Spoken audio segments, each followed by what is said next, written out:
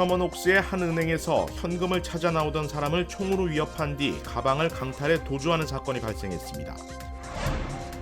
글렌데일의 한 병원에서 천장을 통해 침입한 절도범이 체포됐습니다. 오클랜드에선 버스 정거장에서 2살 아이를 납치하려던 남성을 경찰이 수배했습니다. LA 국제공항에서 셔틀버스가 공항 표지판 기둥과 충돌해 9명이 다쳤습니다. 뉴욕 브롱스에서는 스쿨버스가 전복됐습니다. 코로나19 변이가 빠르게 확산되고 있는 가운데 뉴욕주가 코로나19 비상사태를 연장한다고 밝혔습니다. 남가주에서 급여 보호 프로그램 PPP 지원금 2,700만 달러를 허위로 신청한 남성이 징역 11년을 선고받았습니다.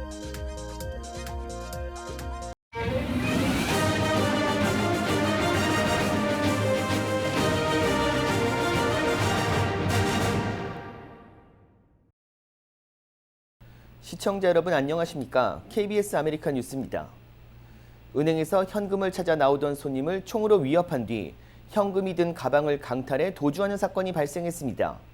피해자는 가까스로 목숨을 건졌지만 위험천만한 상황이 이어졌던 것으로 확인됐습니다. 이우수 기자가 보도합니다. 주차장을 걷던 남성을 발견한 뒤 차에서 내리는 용의자. 총을 꺼내든 용의자는 은행에서 나온 남성을 뒤쫓으며 현금 가방을 강탈하려 합니다. 현금 가방을 든 남성은 담장을 넘어 도망가려 시도해봅니다. 하지만 끝까지 따라오는 용의자의 집요한 추격에 결국 손에 들고 있던 현금 가방을 멀리 던집니다.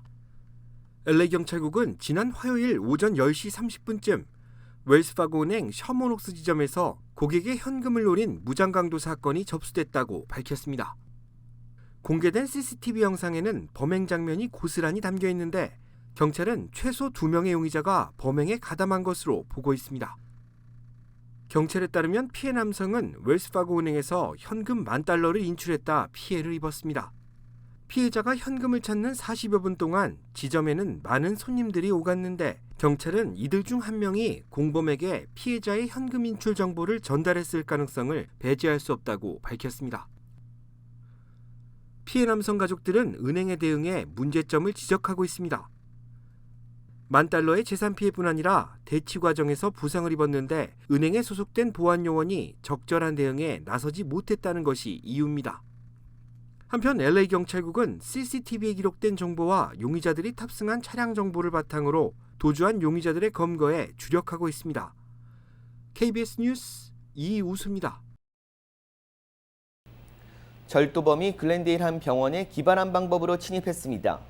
하지만 CCTV에 자신의 얼굴을 고스란히 노출시키는 실수를 범했습니다. 이 밖에 사건 사고 소식 윤범수 기자가 정리했습니다. 모두가 퇴근한 저녁 시간, 한 병원 오피스 천장에 다리가 대롱대롱 매달려 있습니다. 절도범이 경비원을 피해 밖에서 천장을 통해 진입에 성공한 겁니다. 사람이 있나 두리번거리며 훔칠 물건을 찾던 절도범은 잠시 후 빈손으로 오피스 문을 열고 나갑니다. 영상이 휴대전화와 연결된 덕에 즉시 신고가 들어갔고 바로 경찰이 출동했지만 범인을 잡지는 못했습니다. 경찰은 다음 날 범행 장소에서 2마일 떨어진 또 다른 병원에서 한 남성이 의료진에게 고성을 지르며 난동을 부린다는 신고를 받고 출동했는데 영상에서 포착된 남성과 얼굴이 같았습니다. 글렌데일 경찰은 올해 35살의 이안 히그댐을 침입 절도 혐의로 중범 기소했습니다. 감색 모자에 빨간 티셔츠, 마스크를 쓰고 있는 이 남성. 사진 속 장면은 남성이 누군가와 실랑이를 벌이는 모습입니다. 이 남성은 지난 월요일 오클랜드의 한 버스 정류장에서 2살 배기 유아 납치를 시도했고 아이 엄마가 막아서자 주먹으로 폭행했습니다. 주변 사람들의 도움으로 다행히 아이는 무사했지만 용의자는 아직 잡히지 않았습니다. 오클랜드 경찰은 용의자가 5피트 10인치 280파운드의 거구며 40대에서 50대 사이 히스패닉 남성이라고 밝히고 주민들의 제보를 기다리고 있습니다. KBS 뉴스 윤범수입니다. LA 국제공항으로 가는 셔틀버스가 공항 기둥과 충돌하는 사고가 발생했습니다. 이 사고로 9명이 부상을 입었습니다. 셔틀버스가 공항 표지판과 충돌해 멈춰서 있습니다. 사고 현장에는 소방차 8대가 출동해 승객들을 돕고 있습니다. 오늘 낮 12시 20분쯤 LA 국제공항 1층에서 발생한 충돌 사고로 운전자 포함 24명이 버스에 타고 있었습니다. 소방국은 이번 사고로 2명이 중상을 입고 7명이 경상을 입어 병원에서 치료 중이라고 밝혔습니다. 소방당국은 정확한 사고 원인을 조사 중입니다. 뉴욕에서는 스쿨버스가 전복되는 사고가 발생했습니다. 사망자는 없었지만 탑승자 전원이 부상을 입었습니다. 제휴사 뉴욕 KBTV 김은지 기자가 보도합니다. 오늘 오전 6시 브롱스 허친슨 리버파크웨이 1번 출구 근처에서 스쿨버스 한 대가 커브길을 돌다 전복됐습니다. 당시 버스 안에는 수십 명의 민간 계약 버스 운전사들이 탑승해 있었는데 사고 직후 버스 안에서 구조된 피해자들이 현장에서 의료진의 응급치료를 받았습니다. 대부분이 경상을 입었지만 이 중 최소 3명은 중상인 것으로 전해졌고 운전자 전원은 응급치료 후 지역 인근 병원들에 이송돼 치료를 받고 있습니다. 해당 버스를 운전한 운전기사는 의료처치를 거부했습니다. 뉴욕시 교육부의 민간 계약업체인 컨솔리데이티드 버스 트랜지트가 운전하는 이 스쿨버스는 브루클린 버스 정류장에서 브롱스 버스 정류장까지 서머 라이징 프로그램 셔틀을 위한 39명의 스쿨버스 운전기사들을 이동하고 있었던 것으로 알려졌으며 뉴욕 경찰은 버스가 허친스 파크웨이를 따라 이동하던 중 출구를 놓치고 급회전을 하는 바람에 전복된 것으로 보고 있습니다. 뉴욕시 교육부는 성명을 통해 감사하게도 사망자는 나오지 않았고 버스 안에 아이들도 없었다고 전하면서 수십 명의 운전기사들의 부상으로 인해 서머라이징 프로그램의 셔틀 운행이 차질을 빚게 될 것이라고 전했습니다. 이와 관련해 에릭 아담스 뉴욕시장은 우리 커뮤니티의 모든 구성원의 안전은 우리의 최우선 순위라고 밝히며 서머라이징 프로그램의 셔틀 서비스를 기다리는 가족들에게 지연 관련 통지가 갈 것이라고 전했습니다. KBTV 뉴스 김은지입니다. 바이든 대통령이 코로나19 확진 판정을 받았습니다. 바이든 대통령은 가벼운 증상만 겪고 있다며 트위터에 직접 영상을 공개하기도 했습니다. 보도에 김양순 기자입니다. 미국의 바이든 대통령이 현지 시각으로 21일 오전 코로나19 바이러스에 감염된 것으로 확인됐습니다. As part of our routine screening program for the president, the SARS-CoV-2 virus was detected by antigen testing. This result was subsequently confirmed by a PCR test. 백악관은 전날 밤 바이든 대통령이 잠을 잘 이루지 못했고 코로나 확진 사실을 알게 된 즉시 격리 상태로 들어갔다고 밝혔습니다. 바이든 대통령은 마른 기침과 콧물, 피로감이 있지만 가벼운 증상으로 잘 지내고 있다며 트위터에 안부 영상을 올렸습니다. I'm doing well. I'm getting a lot of work done. I'm going to continue to get it done. And in the meantime, thanks for your concern and keep the faith.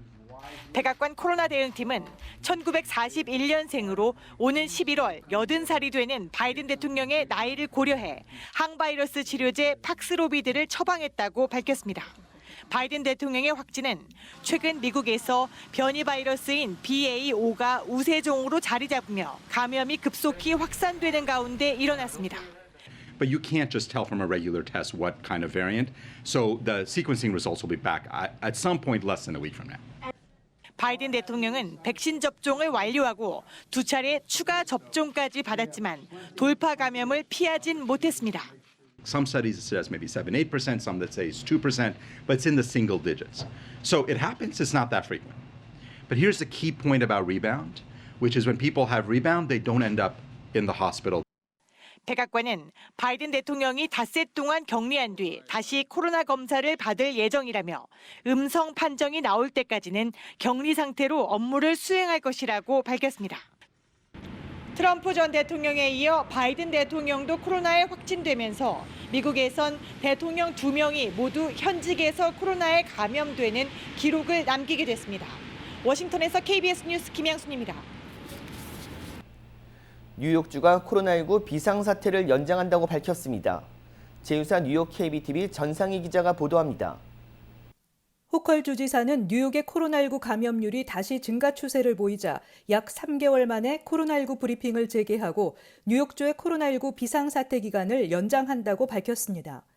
현재 코로나19 입원율이 증가 추세를 보이고 있는 가운데 비상사태가 연장되면 주정부는 병원의 환자 수용 능력 문제를 유연하게 관리할 수 있습니다.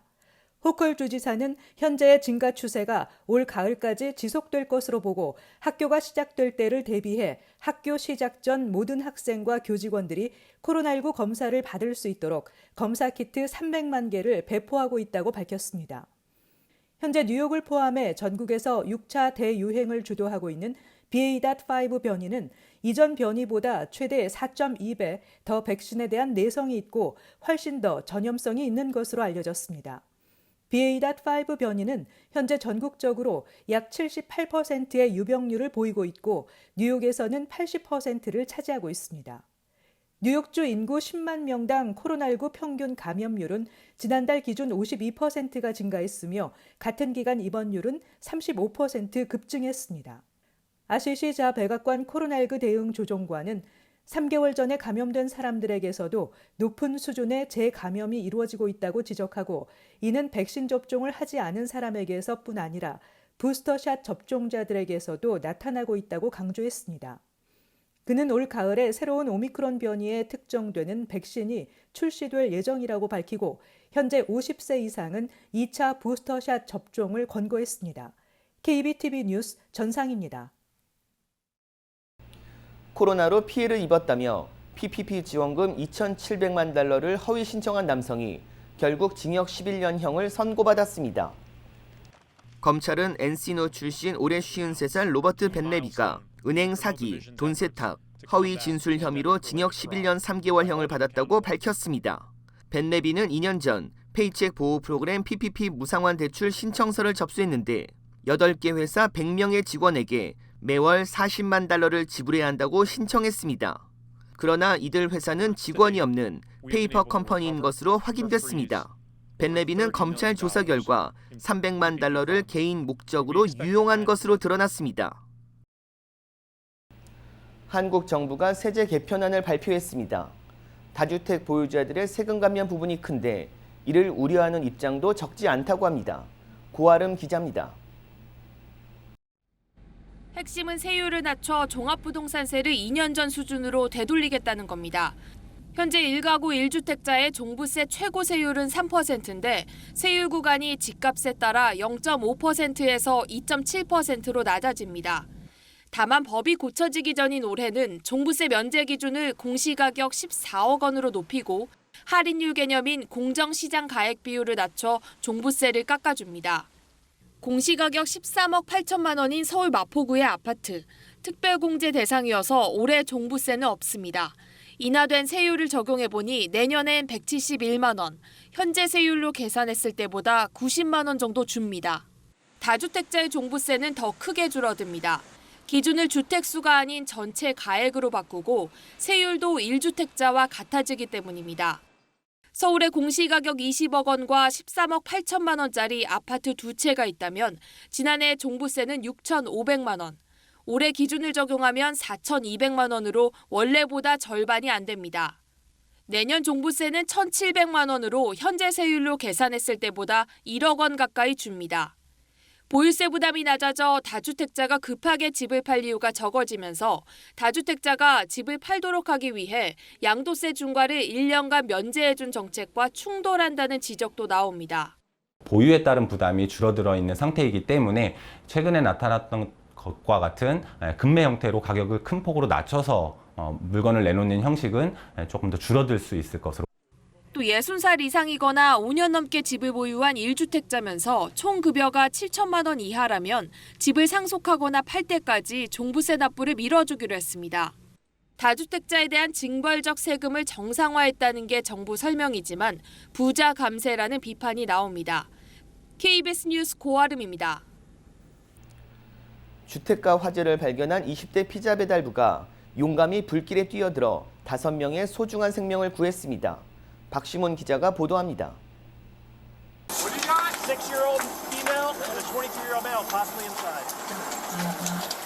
한적한 마을의 한 주택이 활활 타오르고 있습니다. 불길에 휩싸인 주택에서 한 남성이 6살 여자아이를 안고 뛰어나옵니다.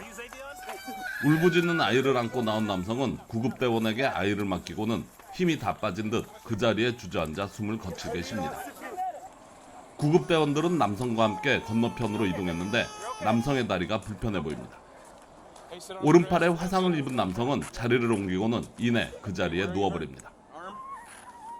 5명의 아이들을 구한 남성은 25살 니콜라스 보스틱으로 피자 배달부인데 소방차가 도착하기 전 화염에 휩싸인 집에서 아이들의 울음소리가 들리자 보스틱은 주저하지 않고 주택으로 뛰어들어갔습니다. 집안에는 18살 이하 5명이 있었고 보스틱은 1살 아이와 13살 2명, 18살 등 4명을 밖으로 구출했습니다.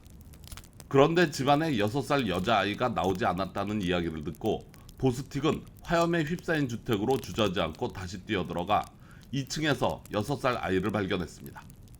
그러나 1층으로 내려갈 수 없게 되자 2층 창문을 통해 여자아이를 안고 뛰어내려 탈출했습니다. 여자아이는 발에 경미한 부상을 입었을 뿐 크게 다치지는 않았습니다.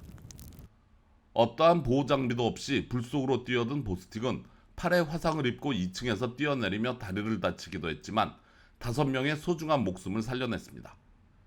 당시 외출 중이던 아이들의 부모는 그의 영웅 같은 행동에 거듭 감사의 뜻을 전했습니다.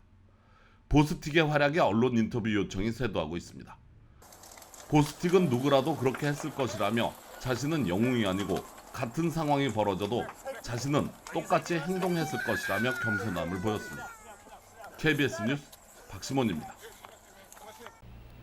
한인은행들이 사회 공헌 활동과 고객 편의 증대를 위한 노력에 나서고 있습니다. 퍼시픽 3뱅크에서 최근 CI 변경 등 변화를 시도한 PCB뱅크는 지난 13일 한인 청소년들에게 장학금을 수여했다고 밝혔습니다. PCB는 대학 입학 예정자 25명을 선발해 학생당 $3,000, 모두 $75,000의 장학금을 전달했습니다. 이번 장학금 시상은 팬데믹 사태와 물가 상승으로 인한 경제적 어려움을 겪고 있는 한인 가정들을 돕기 위한 것으로 사회 공헌 활동의 일환으로 마련됐습니다. 한편 한미은행은 디지털 뱅크 서비스 확대를 통해 고객 편의 증대에 나설 방침이라고 발표했습니다. 지점 방문 없이 국내 송금을 보낼 수 있는 온라인 송금 기능과 온라인 뱅킹 접속 시 타사 금융계좌 내역을 확인할 수 있는 파이낸셜 툴 기능이 강화됐습니다.